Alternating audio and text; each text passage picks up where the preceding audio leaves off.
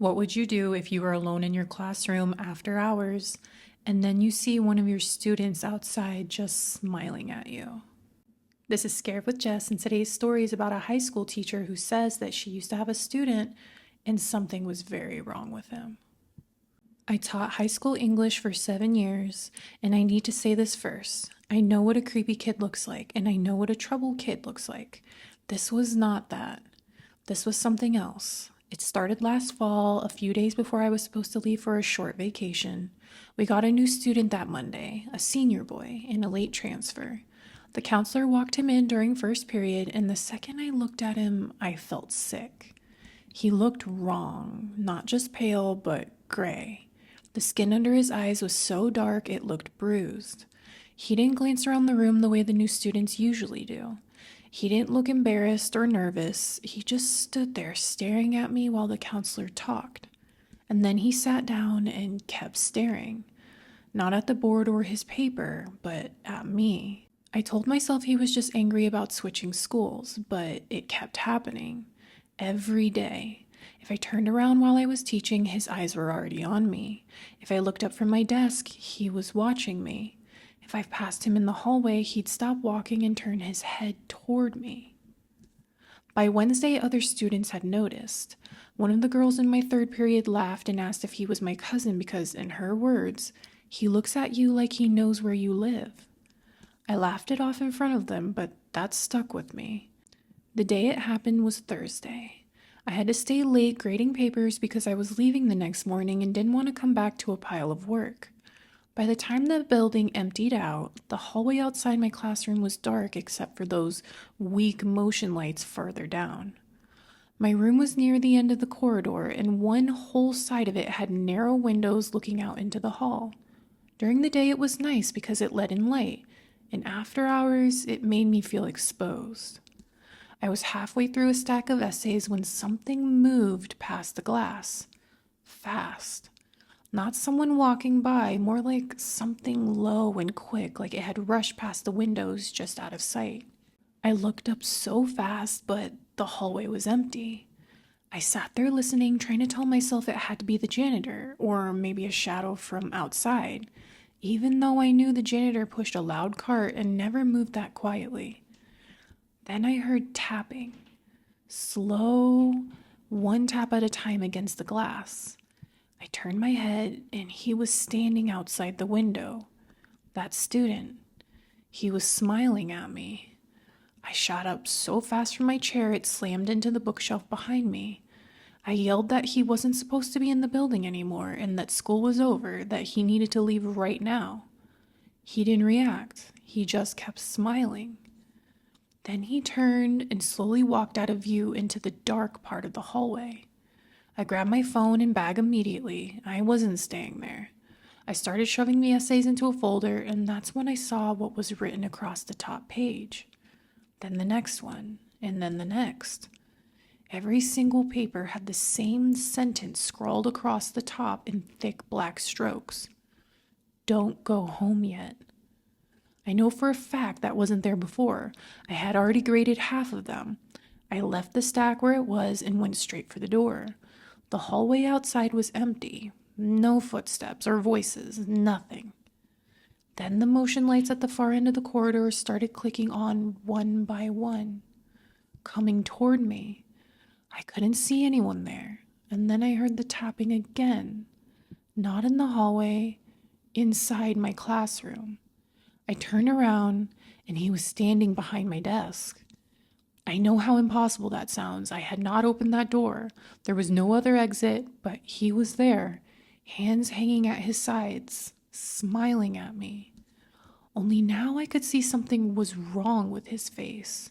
His mouth looked too wide, and his lips were stretched back further than they should have gone, and there was something moving behind his teeth.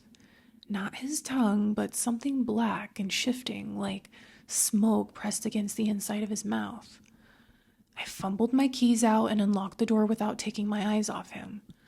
The room was empty. My desk and the papers in the bookshelves, all of it looked normal again. But on the whiteboard behind my desk, written in wet black streaks, were the words, "You left before the bell." Then the intercom crackled.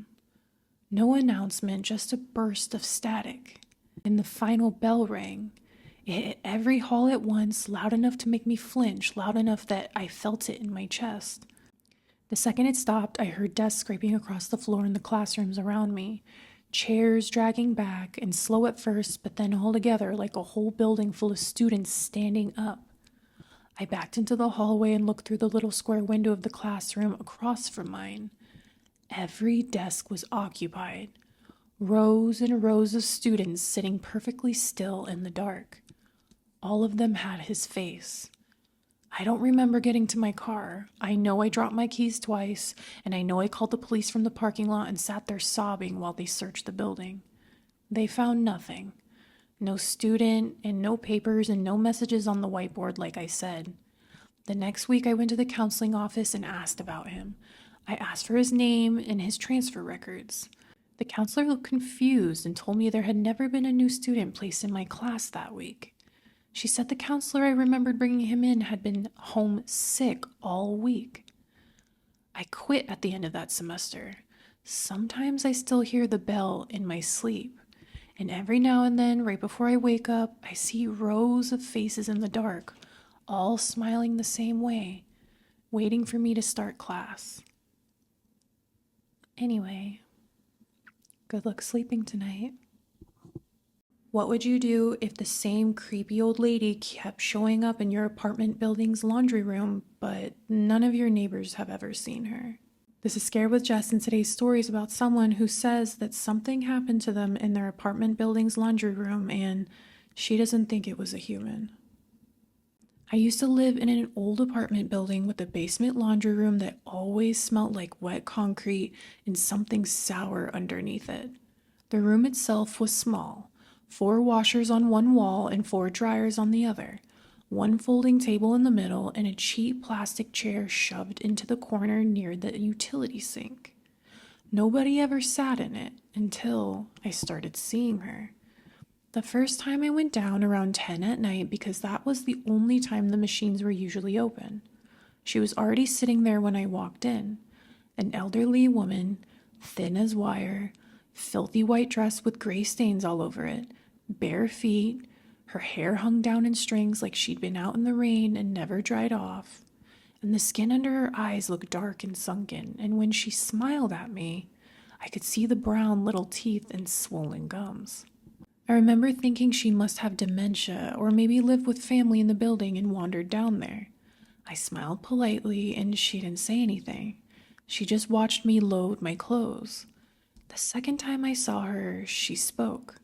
I was moving things from the washer to the dryer when she tilted her head and asked, "Which one of these still smells the most like you?" I laughed because I thought I'd misheard her, but she kept smiling. I grabbed my basket and left before the dryer finished. After that, I started seeing her almost every time I went down there, always in the same chair and always in that same filthy nightdress. She never had laundry with her, never moved unless I was already trying to leave. Sometimes she'd ask me things that didn't make sense. "Do you sleep alone? What floor are you on now? Did you wash the blood out?" The last one made me start asking around. I asked my neighbor across the hall if she knew an elderly woman in the building who wandered around in a nightgown. She looked at me like I was insane. I described her to the guy upstairs, and he said he'd never seen anybody like that. I even asked the property manager, and she told me there were no elderly tenants living alone in the building at all. Still, the woman kept showing up, always when I was there by myself, always in that chair. Once I decided I wasn't going to be weirded out anymore. I walked in, saw her sitting there, and stayed. I folded my towels slowly, pretending I didn't care. She watched me the whole time, grinning with those dark, rotten gums. But before I left, she giggled. Not laughed, giggled. Then she said, "You leave yourself in here every week." I moved out 2 months later, but the worst thing happened before I could leave. It was late, maybe 11. I went downstairs with 1 load because I was packing to move and needed clean clothes for the next day. I opened the laundry room door and the chair was empty. I cannot explain the relief I felt. I actually smiled to myself. I thought maybe whoever she was had moved out, or maybe I'd imagined more of it than I wanted to admit. The room felt normal for once. Ugly and damp, but normal. I started the washer, set my detergent on top, and waited nearby on my phone. A few minutes later, I heard the basement door behind me slowly creak shut. I turned around, and she was standing there behind it with one finger pressed to her lips. I didn't hear her come in. I didn't hear footsteps. She had just been there suddenly, half hidden by the door, smiling at me like we were sharing a secret. I backed up so fast, I hit the folding table, and I asked her what was going on. I asked her who she was, and my voice sounded weak even to me. She lowered her finger and said very softly, "I was tired of wearing the warm ones you left behind." I didn't understand what that meant until she pointed at the dryer behind me. I could hear something moving inside it. Not tumbling, but moving. A slow, wet, shifting sound. I turned and yanked the dryer door open. My clothes were inside, but they were soaked again, twisted together so tight they looked like somebody had braided them by hand.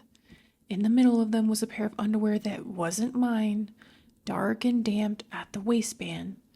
Behind me, she started giggling. I spun around and she was closer, way closer. I still don't know if she moved fast or if I blacked out for a second, but she was nearly close enough to touch. Her mouth opened and kept opening. The corners split wider than a human mouth should go. I could see strips of fabric crammed down her throat, socks and shirts and underwear. Things packed into her so tightly they stained the inside of her mouth with color.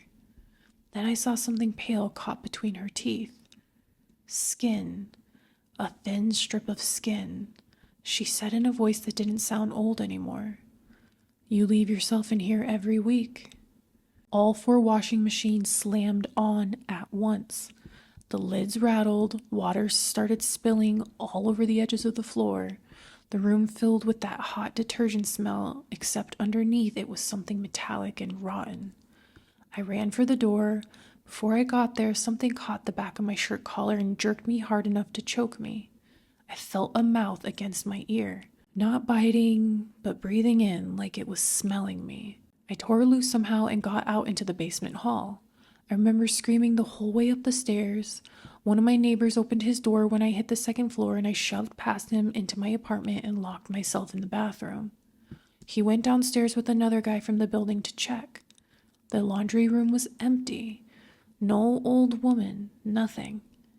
I moved out 3 days later. A week after I was gone, I woke up in my new place and found one of my missing socks folded neatly on my pillow. Something hard inside it. I dumped it out onto the blanket, and it was a row of brown, rotten little teeth, still wet. Anyway, good luck sleeping tonight. What would you do if you were alone in a church after dark and then you hear a little girl crying from the basement? This is Scared with Jess, and today's story is about someone who says that something happened to them in a church basement that just no one believes. I used to help out at a small church in town. It was nothing major, just random stuff when they needed an extra person. Moving chairs or stacking tables or maybe locking up after events, that kind of thing. It was one of those old churches that had been there forever. Red brick outside and the basement underneath, and a fellowship hall down there where they did dinners and classes and kids events. During the day, it felt normal. At night, it felt older than it looked. That night, I stayed late because there had been some kind of prayer group or meeting, and I was helping out putting things away after everybody left. By the time I finished upstairs, it was already dark outside. The building was quiet in a way that churches get when they're empty. Not peaceful, but just too still. I remember checking the main doors and turning lights off room by room. I was almost done when I heard it. A little girl crying. Faint at first, but coming from the basement. I stopped and listened because I honestly thought maybe I had imagined it. And then I heard it again. Not loud, just this little shaky crying sound from below me. My first thought was that somebody had accidentally left a kid downstairs after the meeting. That sounds stupid now, and at the time it felt more believable than anything else. So I went to the basement door and called down, "Hello?" The crying stopped. For a second, there was nothing, and then a little girl's voice said, "Can you come help me?" That went right through me, not because it sounded evil, because it sounded real and small and scared, like somebody trying hard not to panic. I opened the basement door and looked down the stairs. Pitch black. That was strange right away because someone always left one light on at the bottom. Always. I had been down there 100 times and there was always at least a dim light over the landing. I reached for the switch at the top of the stairs and flipped it. Nothing. I flipped it again and still nothing. Then the voice came back a little softer this time. "Please." I should have stopped there. I know that. But I kept thinking if there really was a kid down there and I walked away, what kind of person would that make me? So I took my phone out, turned on the flashlight, and started down the stairs. The beam wasn't doing much. It just showed me pieces, a cement wall, a metal handrail, and some dusts on the steps. That basement always felt colder than the rest of the church, though that night it felt dead still too. No air moving, no hum from old lights, and no pipes. Nothing. Halfway down, I called out again, asking where she was. No answer. Then, from the dark, somewhere ahead of me, I heard sniffling. I kept going. At the bottom of the stairs, my flashlight reached the fellowship hall doors. The storage closet, the old bulletin board on the wall, everything looked normal. Empty tables folded up against the far side and a stack of chairs. Sunday school supplies in plastic bins. No little girl. I said, "Hello?" And right beside my ear, the same voice whispered, "Well, that was a mistake." I spun around so hard, and the basement door at the top of the stairs slammed shut. I don't mean drifted. I mean slammed so hard the sound cracked through the whole basement and my light shook in my hand. Then everything went black. My phone light died, and I could hear myself breathing, and that was it for maybe 1 second. And then I heard something move. Fast. It was bare feet on concrete, not right in front of me, off to one side, and then behind me, and then somewhere deeper in the basement, moving in these quick little bursts like whatever it was didn't want me fixing on one place. I backed into the wall and tried to get my phone light back on. My hands were shaking so bad I could barely hit the screen light. Then the lights flickered. Once and twice, and then the basement lit up. She was standing at the bottom of the stairs. A little girl, small enough that if I had seen her in the daylight from a distance, I probably would have thought she was 6 or 7. Old dress hanging off her, hair stringy and dark around her face, and her eyes were gone. Not hollow black the way people say sometimes, I mean gone. Empty, wet sockets with dark fluid streaked down over her cheeks. Her mouth was open way too wide, and black liquid was running down her chin and dripping onto the front of her dress. She was faced, looking straight at me. I know that makes no sense when I just said she had no eyes. I don't know how else to explain it. I could feel that she was looking at me. And then she took one step toward me.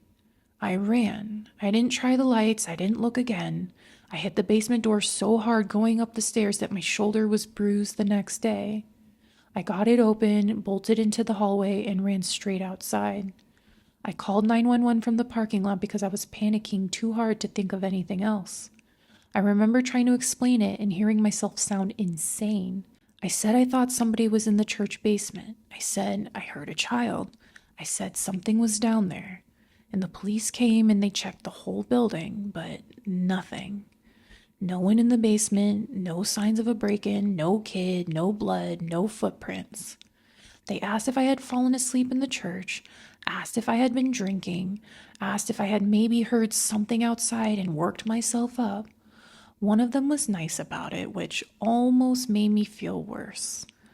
I told the pastor the next morning, and he looked at me for a long time without saying anything. And then he asked, "Did she ask you to come help?" That made my stomach drop. I said yes. He sat down after that and told me that there had been another man years before who said he heard a little girl crying in the basement after hours. He went down alone too, came back up white as a sheet and refused to step foot in that church again. Everybody treated it like he had a mental breakdown. I asked if there had ever actually been a child hurt down there. He said not that he knew of. Then he said something I still think about. He said maybe it asked for help because that's what gets people to come lower. I never went down there alone again. I then asked the pastor if there was a security camera. The pastor told me the footage had one strange part from the night I called the police. It showed me standing in the upstairs hallway outside the basement door, panicking and stumbling backward before I ran out of the church. It never showed me going down the stairs at all. Anyway, good luck sleeping tonight.